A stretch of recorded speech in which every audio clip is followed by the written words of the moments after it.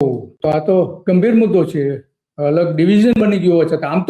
આમ તો મુકેશભાઈ, તમે જાણો છો કે ભારતીય જનતા પાર્ટી અને બીજેપી ઘણી બધી સરકારો જે આવીને ગઈ, એમણે સાબરમતીમાં પશ્ચિમ રેલવેનું વડુ મથક હેડક્વાર્ટર જે અત્યારે મુંબઈ છે એ અહીંયા લાવવા માટેની વારંવાર માંગણીઓ કરવામાં આવી હતી. આ જ સરકાર જ્યારે વિરોધ પક્ષમાં હતા બધા નેતાઓ, ત્યારે માંગણી કરી હતી. ગુજરાતમાં જ્યારે સત્તા પર આવ્યા ત્યારે પણ માંગણી કરી હતી કે ભાઈ અમને સાબરમતીમાં પશ્ચિમ રેલવેનું વડુ મથક આપો.